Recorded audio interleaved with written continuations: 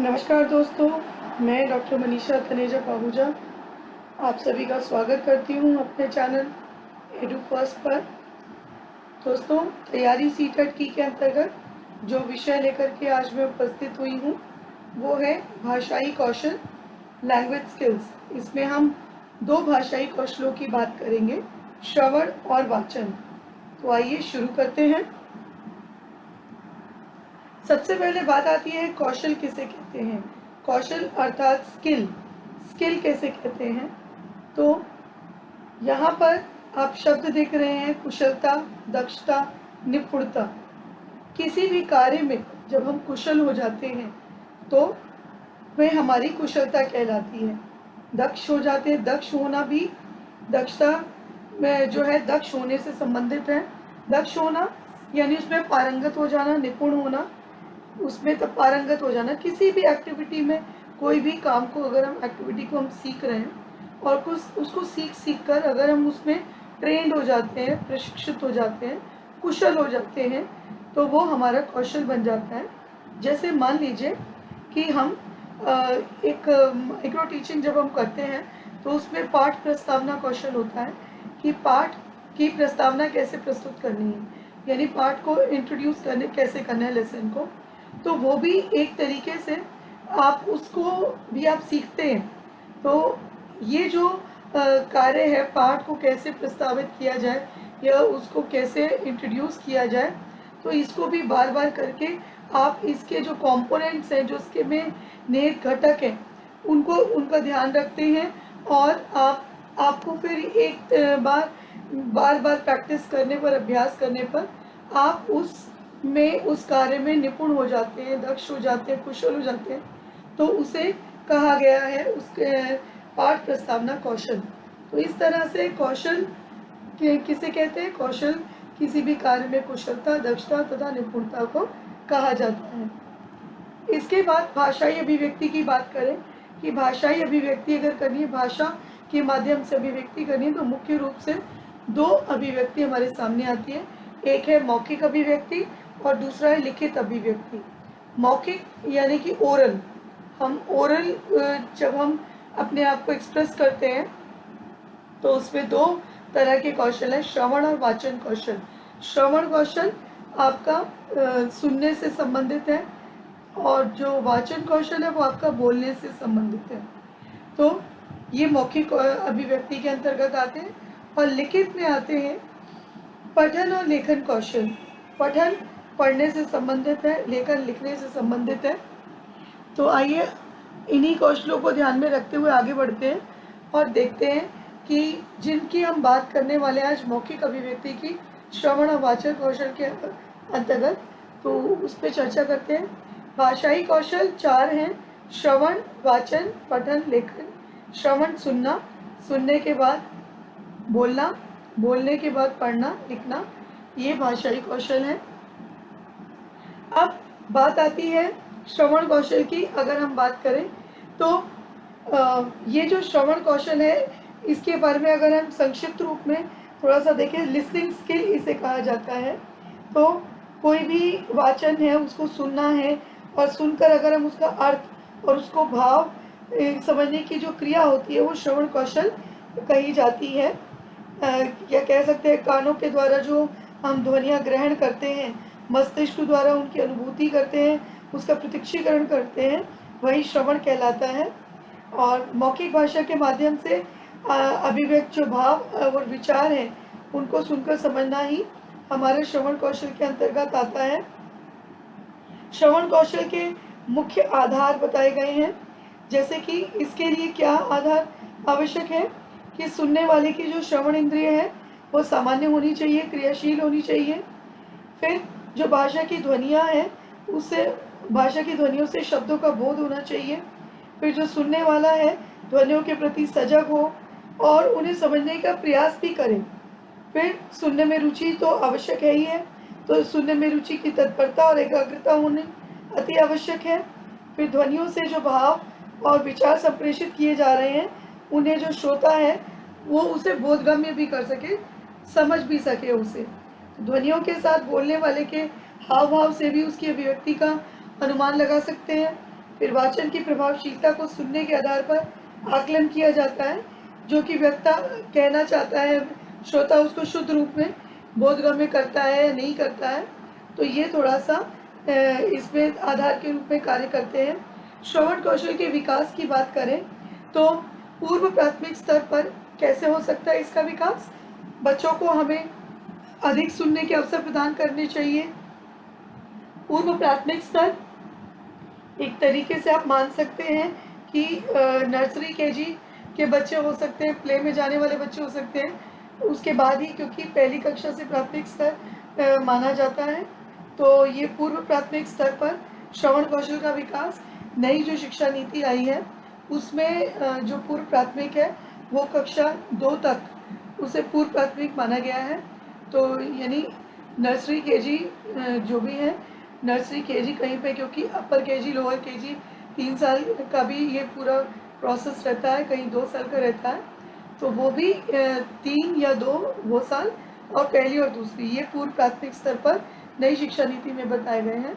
तो श्रवण कौशल का विकास यहाँ पे कैसे होता है कि बच्चों को सुनने के अधिक अवसर प्रदान करना चाहिए यहाँ पे, और सामान्य विषयों पे उन पर बात करनी चाहिए। सामान्य जो उनके आसपास है उसको देख कर के बात करनी चाहिए।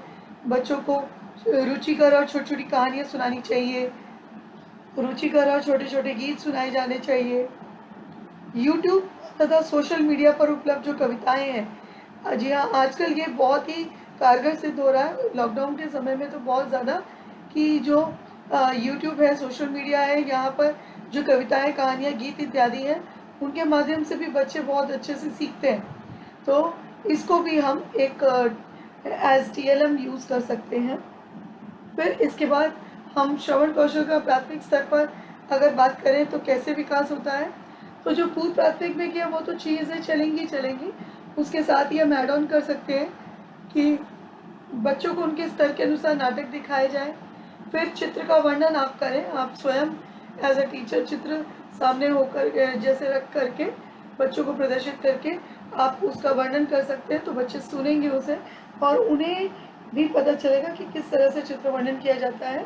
फिर पाठों का जो आदर्श वाचन, आदर्श पाठ प्रस्तुत करते हैं टीचर्स, उसमें भी श्रवण कौशल का विकास होता है, और जो संबंधित वीडियो दिखाते हैं वो भी श्रवण कौशल के विकास में सहायक होती है। तो ये हमने बात की श्रवण कौशल की। इसके बाद हम जो बात करेंगे, अगले कौशल की बात करेंगे, वाचन कौशल।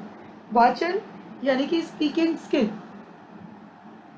तो जब हम स्पीकिंग स्किल की बात करते हैं, वाचन कौशल की बात करते हैं, तो वाचन के बारे में हम बता दें कि वाचन यानी बोलना, बोलने से संबंधित है। तो ये तो एक कला है, हर क्षेत्र में काम आती है। और वाचन की अगर हम बात करें तो इसमें उच्चारण का विशेष महत्व होता है, और तो इस पर यह भी ध्यान दिया जाता है कि शब्दों का शुद्ध उच्चारण होना चाहिए। वाचन की अगर हम विशेषताओं पर ध्यान दें तो हम कहते हैं कि वाचन कैसा होना चाहिए, उसमें मधुरता होनी चाहिए, प्रभावोत्पादकता होनी चाहिए, चमत्कार पूर्ण ढंग से उतार चढ़ाव के साथ वाचन किया जाना चाहिए। प्रत्येक अक्षर जो उसमें शुद्ध और स्पष्ट उच्चारण उसका होना चाहिए, और हर शब्द को अन्य शब्द से अलग करके उचित बल और विराम के साथ पढ़ना चाहिए। सुंदरता के साथ साथ प्रभाव बनाए रखने की भी आवश्यकता है, और आवश्यकता अनुसार उचित हाव भाव का होना तथा समान गति से पढ़ना भी आवश्यक है। फिर हम देखते हैं कि वाचन कितने प्रकार के होते हैं। तो वाचन आप देखेंगे कि सस्वर वाचन होता है। सस्वर वाचन सस्वर, जिसमें स्वर सहित है वो, तो ये भी व्यक्तिक वाचन हो सकता है, मौन वाचन हो सकता है। व्यक्तिक वाचन जैसे इसके नाम से पता चल रहा है इंडिविजुअल है, तो इंडिविजुअल कौन करता है? एक तो आदर्श वाचन होता है जो शिक्षक के द्वारा किया जाता है, और एक होता है अनुवाचन जो कि छात्रों के द्वारा किया जाता है। तो दोनों ही सस्वर वाचन है जिसमें जोर से पढ़ा जाता है। फिर दूसरा है मौन वाचन। मौन वाचन में मौन रूप से, यानी बिना होठों को हिलाए, बहुत ही धीमा, मन ही मन में जो हम पढ़ते हैं, तो उसमें गंभीर वाचन हो सकता है, त्वरित वाचन हो सकता है। गंभीर वाचन जैसे कि कोई भी टॉपिक दे रखा है, कोई भी पैराग्राफ दे रखा है, हम उसको बहुत ही गंभीरता से उसका अध्ययन करते, पढ़ते हैं, समझ के करते हैं, तो वो गंभीर वाचन है। और अगर तेज़ी से उसका अर्थ ग्रहण करते हुए हम पढ़ते जाते हैं, तो त्वरित वाचन है वो। सस्वर वाचन के बारे में मैंने आपको बताया। सस्वर वाचन जो यानी कि स्वर सहित बोलना, वाचन करना, तो इसमें क्या है कि 4 प्रतिक्रियाएं सम्मिलित हैं।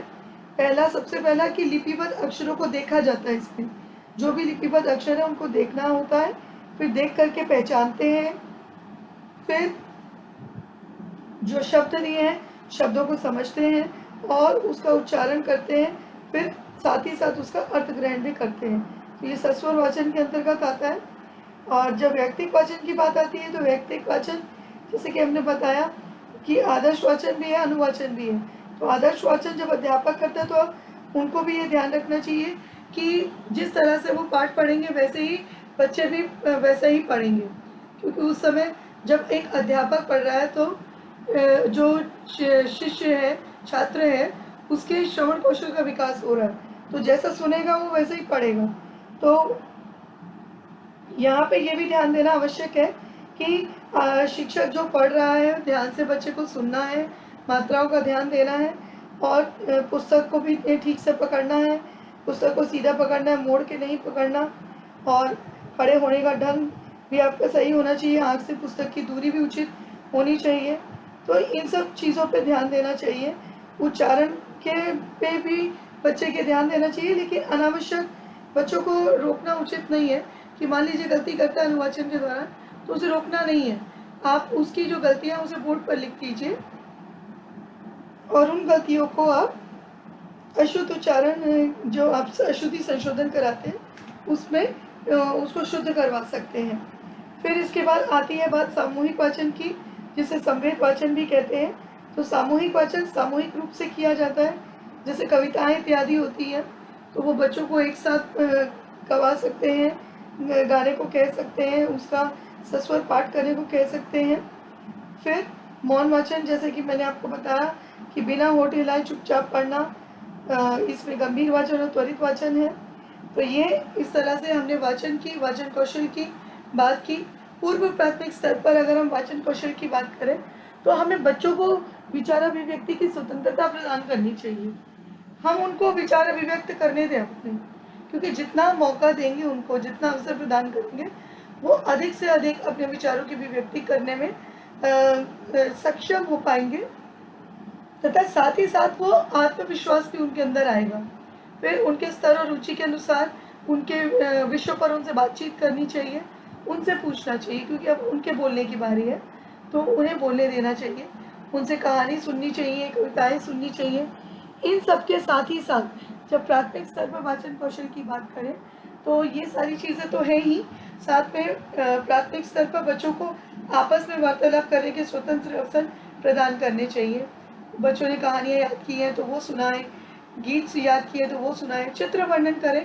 अब यहाँ पे चित्र वर्णन वो स्वयं करें, छोटे छोटे चित्र दिए जा सकते हैं, उस पर वाक्य बना सकते हैं बच्चे अपने। बहुत ही अच्छा है ये वाचन कौशल के लिए। समाचार सुनना, समाचार आप बच्चे से आप समाचार सुन सकते हैं। आप बच्चे को कह सकते हैं समाचार 2-3 समाचार की हेडिंग सुनाएं, या जो भी आज न्यूज़ में आपने सुना उसके बारे में किसी एक समाचार के बारे में बताइए। फिर अनुवाचन करवाना, बच्चों से जो अनुवाचन करवाते हैं उसमें भी वाचन कौशल का विकास होता है, और प्रश्नों इत्यादि पे जो चर्चा होती है उसमें भी बच्चे को वाचन कौशल के अवसर प्रदान होते हैं। तो ये हमने प्राथमिक स्तर पर वाचन कौशल के विकास की बात की। तो दोस्तों, आज हमने श्रवण कौशल और वाचन कौशल पर बात की। श्रवण कौशल क्या होता है, वाचन कौशल क्या होता है, और किस तरह से पूर्व प्राथमिक स्तर और प्राथमिक स्तर पर इनका विकास किया जा सकता है। इस वीडियो के माध्यम से हमने ये चर्चा की। आपको हमारा ये वीडियो कैसा लगा कमेंट बॉक्स में ज़रूर बताएं। अगर वीडियो अच्छा लगा है तो लाइक शेयर ज़रूर करें। अगर अभी तक आपने चैनल सब्सक्राइब नहीं किया है तो हमारा चैनल सब्सक्राइब करें, ताकि आने वाली वीडियोस आपको मिलती रहें। आपने अपना कीमती समय हमें दिया, इसके लिए आपका बहुत बहुत धन्यवाद। नमस्कार।